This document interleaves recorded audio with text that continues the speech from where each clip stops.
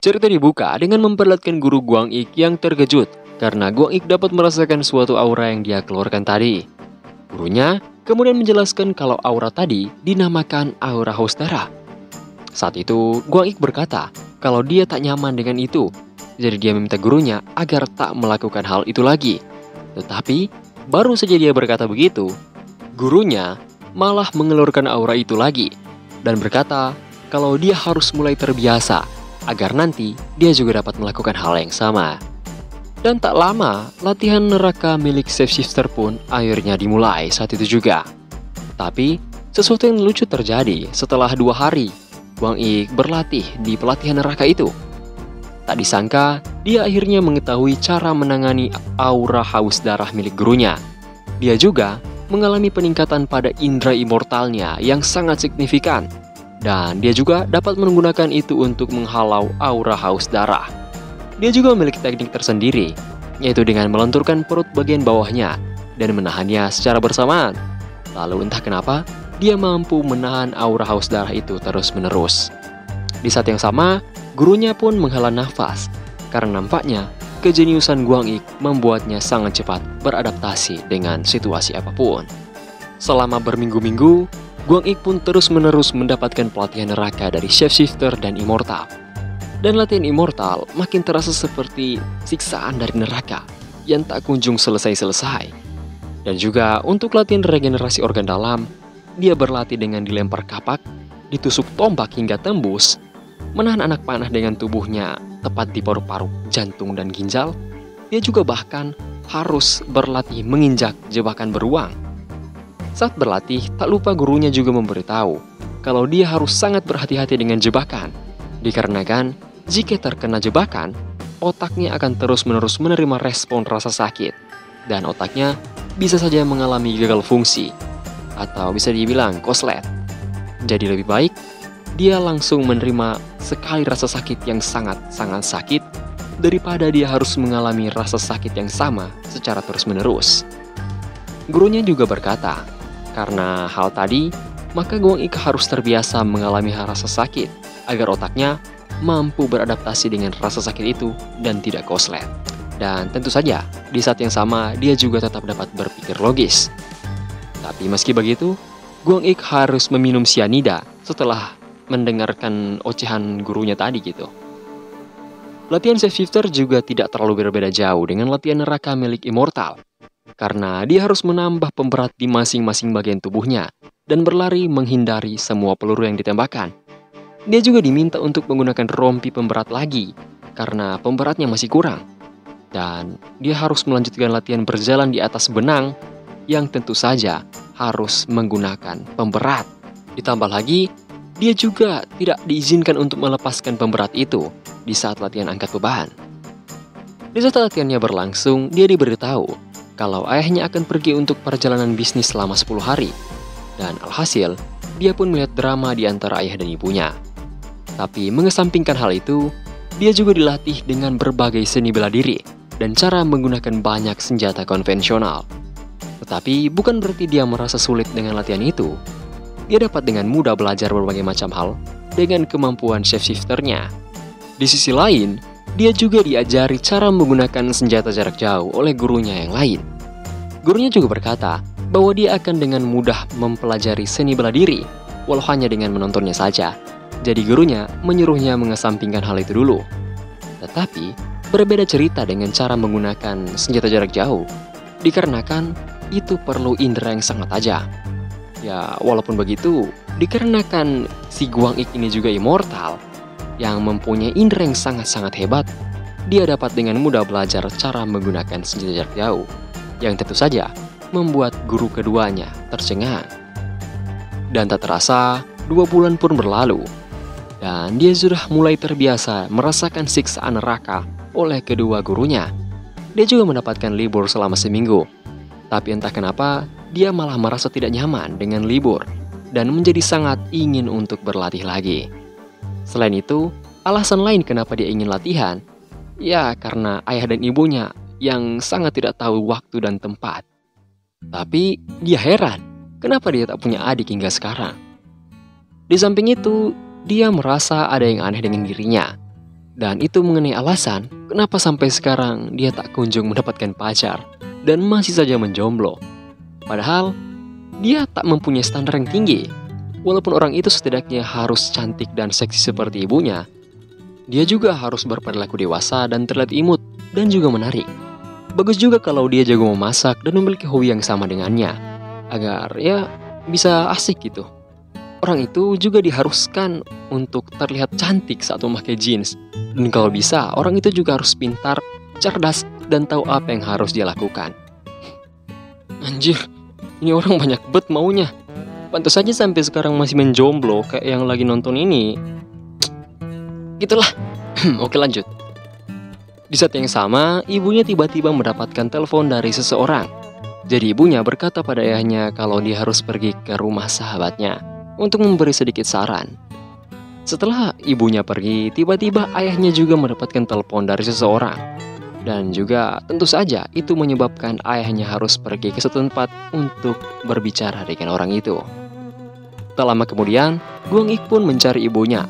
Tapi ibunya, bahkan ayahnya juga sudah tidak tahu kemana. Yang membuatnya langsung terheran-heran gitu. Tapi tiba-tiba, Guang Ik pun mendapatkan pesan dari seseorang yang ternyata ayahnya, yang saat itu mengirimkan lokasi tempat ujian PNS akan berlangsung. Dia juga diberitahu kalau tes itu berlangsung besok.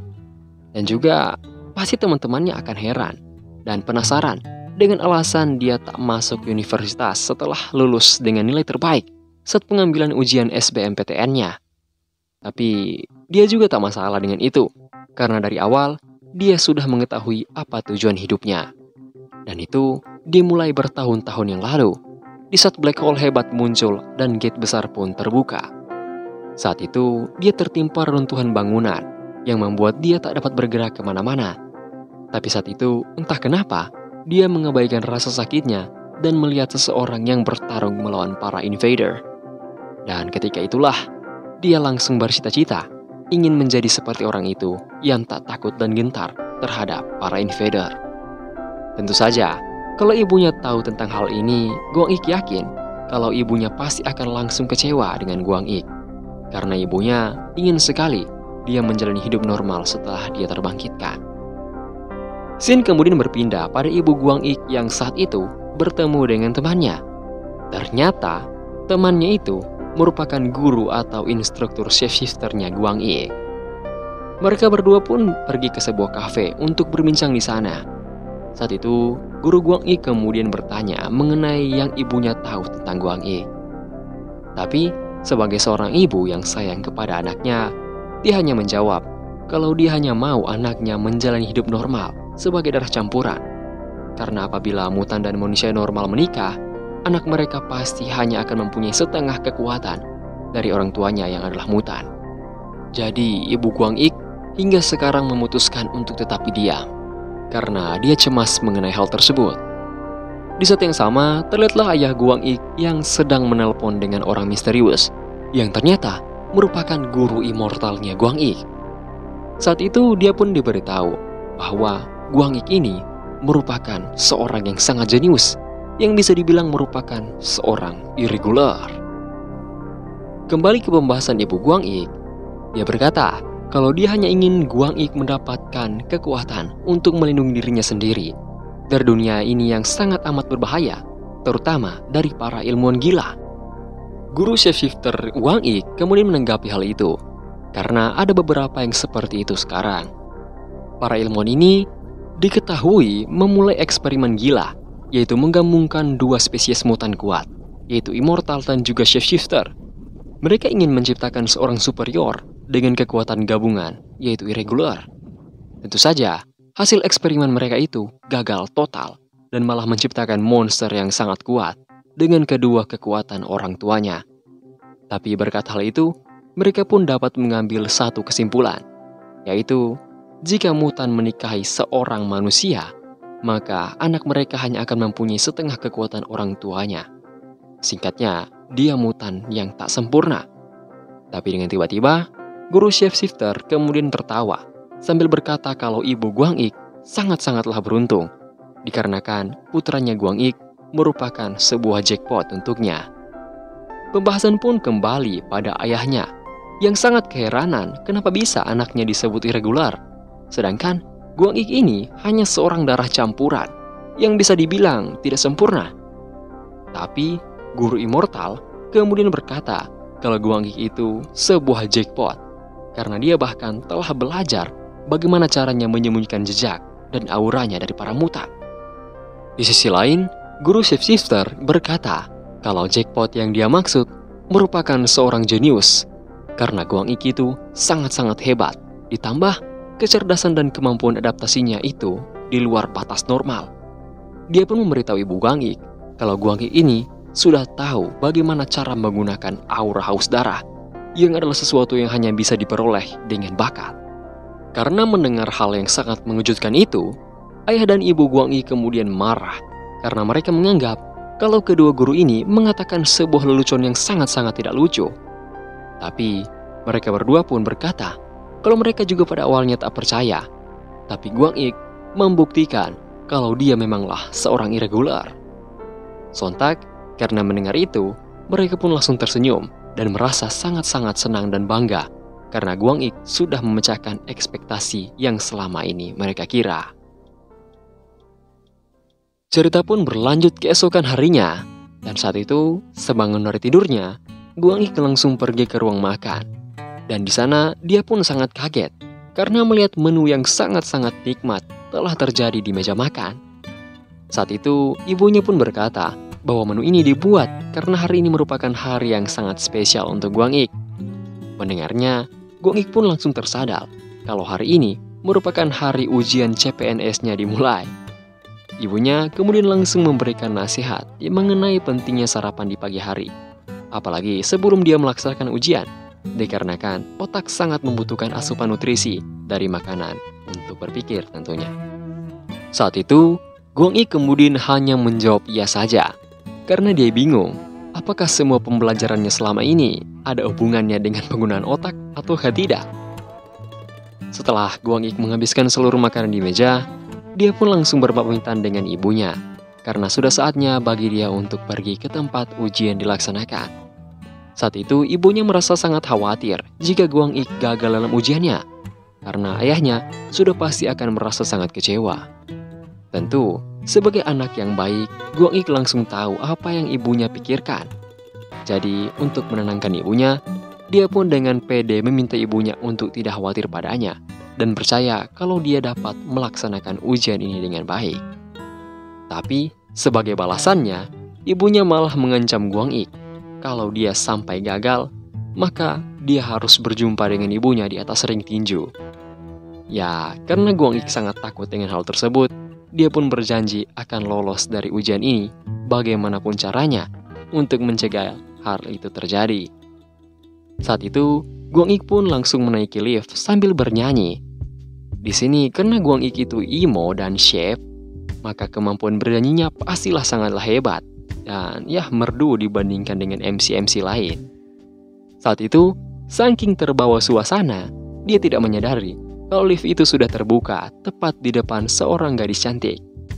Gadis cantik itu ternyata mengenal Guang Ik. Dan saat itu, dia pun berkata kalau Guang Ik tidak perlu bernyanyi dengan bagus karena dia sudah mempunyai wajah yang sangat tampan. Di saat yang sama, gadis yang bernama Kang Hyemin ini kemudian langsung mengajak Guang Ik untuk berkencan. Tapi, Guang Ik tentu saja langsung menolak tawaran gadis itu, karena dia sudah berkali-kali berkata dengan tipe gadis idamannya seperti apa. Ya, mungkin karena Hyemin sudah bosan dengan jawaban Guang Ik, dia pun langsung memulai serangannya pada Guang Ik.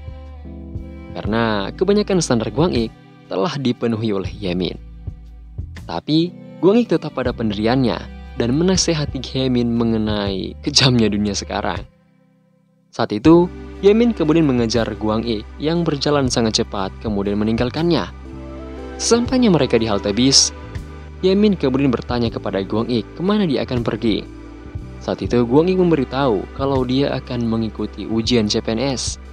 Mengesampingkan hal itu, Guang Ik malah menceramai Hyemin dan memintanya untuk mementingkan belajar dan kesehatannya sendiri.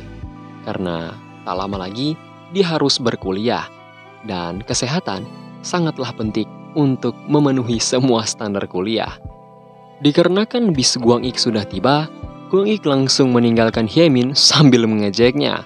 Alhasil, Hyemin pun mengeluarkan jari andalan beserta kata-kata kasar kepada Guang Ik.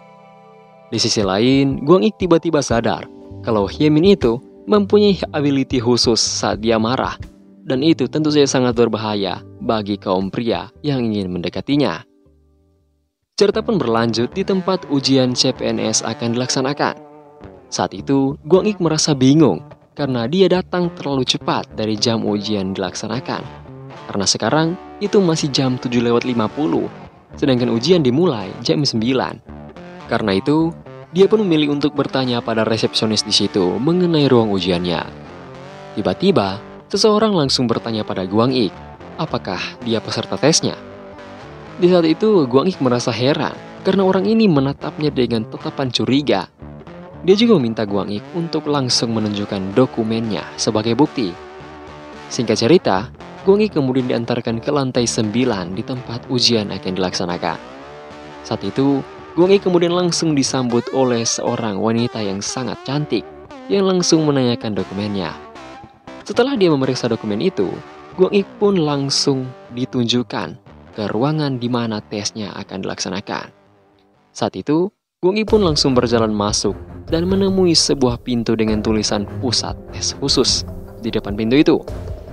Di saat yang sama, Guang Ik pun langsung sadar kalau ruangan ini merupakan ruangan kedap suara, dikarenakan kemungkinan akan banyak chaos dan darah atau semacamnya nanti saat ada di dalam.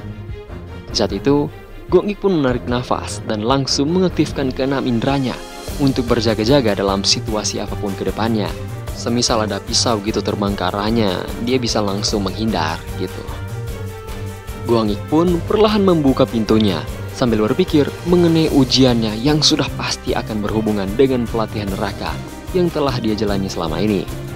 Setelah dia membukanya, tiba-tiba dia pun langsung disambut oleh ruangan yang normal-normal saja dan tak terlihat ada darah, bahkan terlihat sangat-sangatlah bersih. Saat itu, Guang Ik kemudian dipanggil oleh seorang pengawas di situ. Orang botak ini kemudian menyuruh Guang Ik untuk menunjukkan dokumennya karena dia merupakan peserta pertama yang datang ke ruangan ini. Karena mendengarnya, Guang Ik pun langsung dengan cepat menunjukkan dokumennya pada pengawas itu. Saat itu, Guang Ik langsung diberi nomor tempat dia akan duduk nanti. Di saat yang sama, Guang Ik merasa terheran-heran karena ini sama sekali berbeda dengan bayangannya selama ini mengenai ujian itu. Tapi, Guang Ik pun tetap mengabaikan hal itu dan tetap bersikap siaga dan waspada dengan keenam inderanya yang aktif. Dengan begitu, dia pasti tidak akan terkejut dengan situasi apapun, dan dia tetap akan merasa tenang. Saat itu, peserta Yo Guang Ik, seorang pria berumur 20 tahun, langsung mengalami kejutan terbesar dalam hidupnya, melebihi semua latihan nerakanya selama ini. Di saat yang sama, Om Botak kemudian bertanya mengenai peserta yang tidak membawa pulpen. Tentu saja, karena ini merupakan ujian CPNS, pasti semua orang membawa pulpen. Ups, terlupa. Guang Ik ternyata tidak membawa pulpen. Bahkan, dia nggak pakai setelan formal dan hanya memakai setelan jogging. Saat itu, Om Botak pun langsung terheran-heran. Orang seperti apa sebenarnya Guang Ik ini yang datang dengan segala sesuatu yang tak lengkap? Ya, saat itu, Guang Ik juga setuju dengan pemikiran Om Botak. Saat itu, seperti tokoh utama yang sedikit lagi akan mokat, Guang Ik pun tiba-tiba flashback dengan apa yang telah dia lalui selama ini.